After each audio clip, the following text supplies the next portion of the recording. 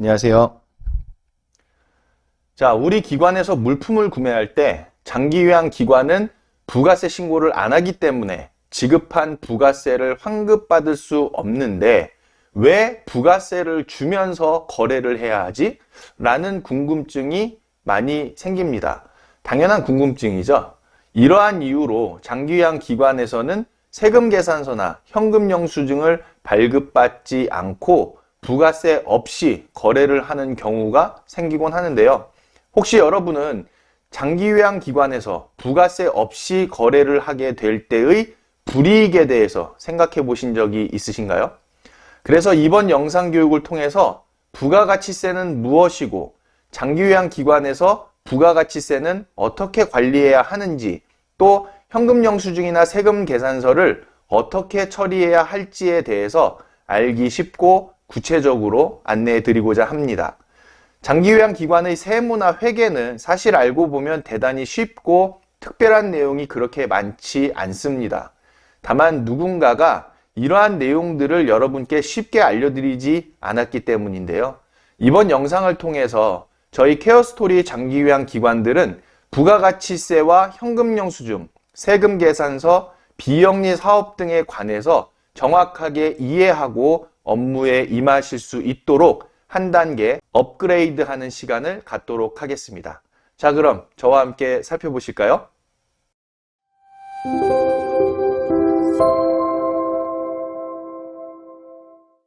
자, 우리가 먼저는요, 부가가치세가 무엇인지부터 함께 살펴보려고 하는데요. 사업을 많이 해보신 분들이라면 이 부가가치세가 뭔지 정확하게 알고 계실 텐데, 사업 경험이 없다든지 또는 업무가 처음이신 분들 같은 경우에는 부가가치세에 대한 이해부터 시작을 하는 것이 좋습니다. 자, 부가가치세를 여러분들께서 알기 쉽게 좀 설명을 드릴 텐데요.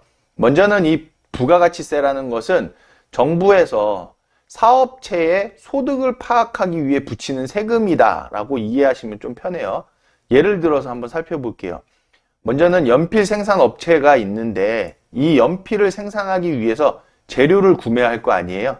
근데 이 재료를 구매하는데 예를 들어서 3,000원을 지출한다고 생각을 해봅시다. 자, 그러면 3,000원을 재료대로 주는데 거기에 부가세 10% 300원을 더해서 지급을 하죠. 그래서 부가가치세 포함해서 자, 3,300원을 지출하게 되었다라고 봅시다.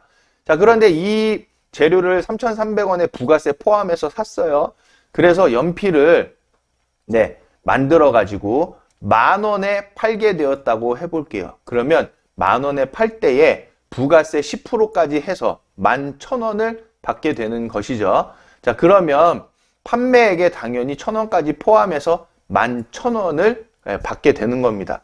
즉 10,000원으로 제품값을 책정을 했는데 거기에 1,000원에 대한 부가세를 10%를 더해서 판매액의 부가세 포함해서 11,000원으로 이제 판매를 하고 돈을 받은 거죠. 자, 그러면 이때 3,000원의 연필을 만들었죠? 재료를 3,000원에 샀잖아요. 자, 그리고 10,000원에 팔았기 때문에 7,000원의 수익이 발생한다는 것인데, 자, 이때 최종적으로 부가세는요, 어떻게 되냐? 지금 300원을 재료대에 주고 샀잖아요. 그랬다가 판매를 할 때 부가세를 1,000원을 더 받았습니다. 그래서 300원을 부가세로 더 주었고 연필을 팔 때 또 1,000원을 더 받았기 때문에 1,000원에서 마이너스 300원을 한 700원을 부가가치세로서 정부에 납부하게 되는 것이죠.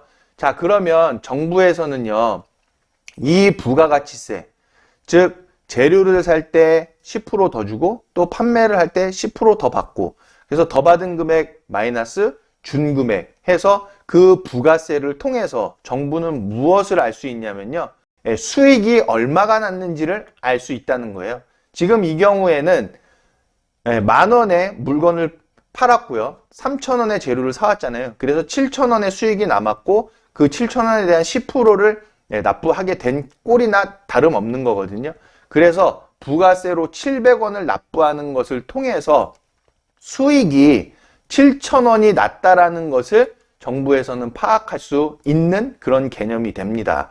즉 부가가치세는 해당 업체의 소득을 정부에서 알 수 있는 그런 세금이 되고요. 이 부가가치세를 통해서 소득세도 부과한다는 것이죠. 자, 그런데 우리 노인복지시설이면서 장기요양기관들은요, 면세사업이자 비영리사업으로 되어져 있습니다. 즉, 장기요양기관은 노인복지시설을 장기요양기관으로 지정받은 시설이잖아요. 그래서 요양원들 같은 경우에는 노인의료복지시설을 장기요양기관으로 지정받은 거고, 주간보호시설 같은 경우엔 재가노인복지시설을 장기요양기관으로 지정을 받은 것이죠. 자, 그래서 노인복지시설로 설치 신고를 하고 장기요양기관으로 지정받은 우리 기관들은요, 일단 부가가치세 신고 의무가 없습니다. 즉, 부가가치세가 면세인 사업자인 거거든요. 동시에 우리는 비영리 사업이자 영리적인 수익이 없다고 정부에서 지정해 놓은 사업이 됩니다. 그렇기 때문에 우리는요, 부가가치세를 통해서 사업 수익에 대한 소득세를 부과하고 있지 않은 상황인 거거든요. 자, 여기서 정부에서 왜 비영리 사업으로 지정을 했는가라는 부분은요, 쉽게 생각하시면 요양원 같은 경우에 정원이 있잖아요. 자, 정원 이상으로 어르신을 모실 수가 없어요. 그래서 매출이 한계가 있고 딱 정해져 있는 것이죠. 그래서 비영리 사업으로서 영리적인 수익이 없다라고 정부에서 판단을 하고 있는 사업이 바로 저희 장기요양기관 사업입니다. 그래서 현재 국세청에서는요, 기타 전출금에도 소득세를 부과하고 있지 않은 것이죠. 즉, 기관에서 운영을 다 하고 직접 인건비 비율 지키고 또 식재료비 간식비도 100% 다 지출을 하고 그리고 적정한 운영비를 다 지출하고 난 후에 월에 한 번씩 금액에 상관없이 대표자님께 전출시키는, 즉 잉여금이죠. 이 기타 전출금에 대한 소득세를 국세청에서 부과하고 있지 않은 상황입니다. 자, 그래서 장기요양기관들은 부가가치세 신고를 하지 않기 때문에 부가가치세를 주고 물건을 구입해야 하는가에 대한 오해가 쉽게 발생할 수 있는 상황이죠. 자, 본인 부담금, 식재료비, 간식비 등에 대해서 보호자로부터도 부가세를 지금 받고 있지 않은데 정작 우리는 물건을 살 때에 부가세를 주고 물건을 구매하고 있는 상황인 거죠. 즉, 부가세는 주고 물건을 사고 있는데 종국적으로 부가세 지출한 거에 대한 그 부가세는 다시 환급을 받을 수 없는, 왜냐하면 부가가치세 신고를 하고 있지 않기 때문에 지출한 부가가치세를 다시 환급받을 수 있는 방법은 없는 거죠.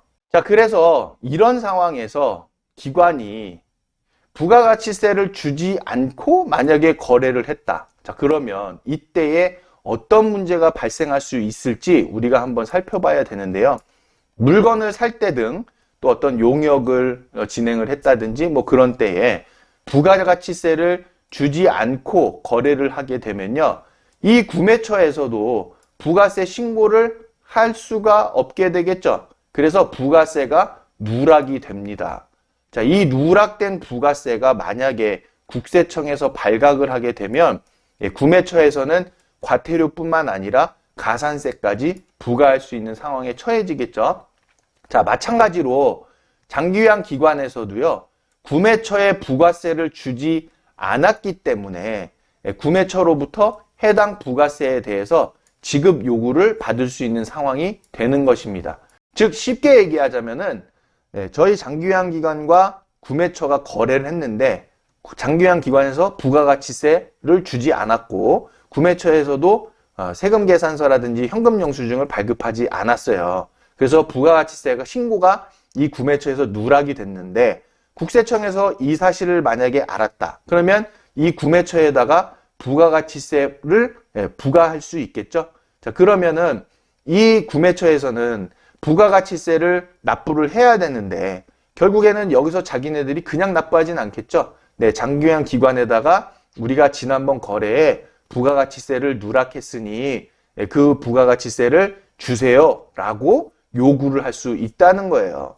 자, 또한 국세청에서는요, 부처별 협력을 통해서 사회복지시설 정보 시스템을 들여다볼 수도 있기 때문에 이런 가능성도 있죠. 그렇기 때문에 장기요양기관에서 사회복지시설 정보 시스템에 입력한 세출 자료를 국세청에서 직접 확인해가지고 각 구매처별로 누락시킨 부가가치세를 쉽게 찾아낼 수 있다는 것입니다.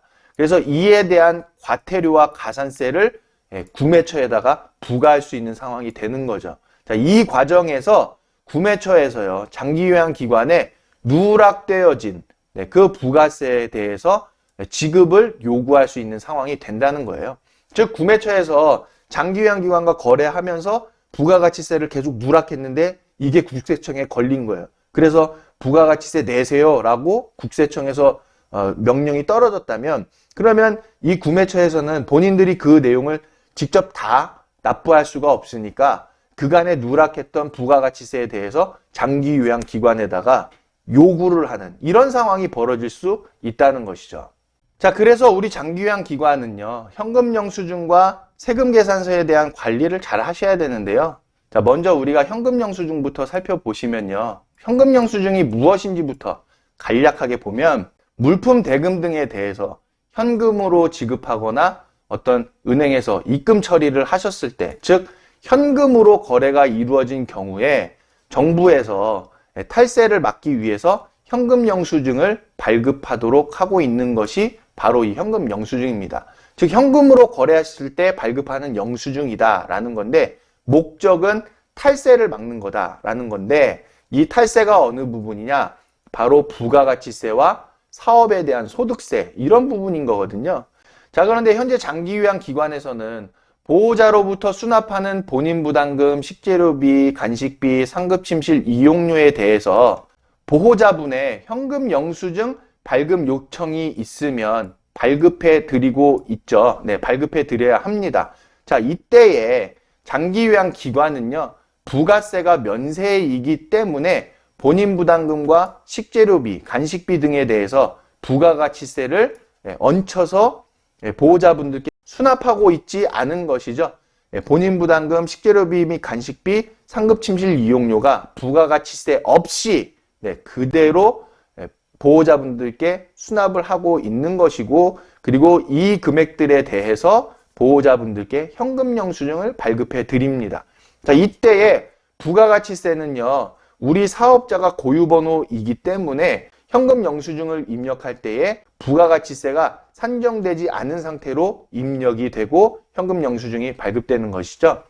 자, 마찬가지로 장기요양기관의 기관 통장에서 물품 구매처로 송금이 이루어졌다라고 하면요, 해당 구매처에 현금영수증 발급을 요청할 수 있죠. 자, 그리고 투명한 회계 처리를 위해서는요, 반드시 이 경우에도 현금영수증을 발급받으셔야만 합니다. 즉 장기요양기관에서 인터넷으로 물품을 구매하든 또는 어떤 다른 방법으로 물품을 구매할 때 통장에서 송금 처리를 하셨다라고 하면은 지출증빙에 해당하는 현금영수증을 반드시 발급받으셔야만 한다는 것이죠. 자, 이때 장기요양기관은 물품 구매처에 당연히 부가가치세를 지급하고 현금영수증을 발급받는 그런 상황이 될 것입니다.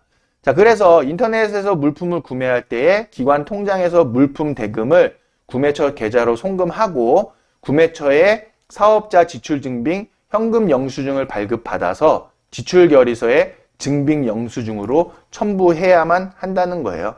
단 기관에서는요, 투명한 지출증빙을 위해서 현금은 가급적이면은 사용하지 마시고 반드시 기관 통장의 체크카드나 입금으로 처리하셔야만 합니다. 자, 그리고 구매처로부터 현금영수증을 발급받게 될 때에는요, 장기요양기관에서는 구매처에 부가세를 반드시 지급하셔야 되는 거예요. 즉 구매대금에 부가세가 포함되어져 있어야만 한다는 거예요. 그런데 장기요양기관은 구매처에 부가세를 지급했지만 부가세 신고 의무가 없기 때문에 해당 부가세를 환급받을 수는 없다는 것입니다. 자, 또한 세금계산서에 있어서도요, 현금영수증과 마찬가지로 구매처로부터 세금계산서를 발급받는 경우에는요, 장기요양기관은 구매처에 부가세를 지급해야만 합니다. 자, 그런데 장기요양기관은 부가가치세 신고 의무가 없잖아요. 그래서 부가가치세는 구매처에다 지급했지만 해당 부가세를 환급받을 수는 없다는 거죠. 자, 장기유한기관에서는요, 투명한 회계 처리를 위해서 물품 대금이나 용역 대금 등에 대해서는 반드시 세금 계산서를 발급받아서 지출 결의서에 증빙 영수증으로 첨부하셔야 한다는 거 꼭 기억해 두시기 바랍니다. 결론적으로 한 문장으로 말씀드리자면 물품 대금, 용역 대금 등은 반드시 기관 운영비 통장에서 지급하시고요. 투명한 회계 처리를 위해서 구매처에 부가세를 꼭 지급하시고 현금 영수증 또는 세금 계산서를 발급받아서 지출 결의서에 첨부하시기를 꼭 당부드리겠습니다. 자, 여기까지 부가가치세와 세금 계산서, 현금 영수증에 대해서 함께 살펴보셨는데요. 우리 장기유한기관의 회계는 상식적인 범위에서 관리하고 투명하게 처리해야만 합니다. 특히 복지시설인 만큼 회계에 있어서 개별적인 꼼수 없이 투명하게 관리할 때 어르신의 건강과 행복을 위한 가장 든든한 보금자리로 운영될 수 있는 기초가 마련된다는 것을 꼭 기억하시기를 당부드리면서 교육을 마치도록 하겠습니다. 감사합니다.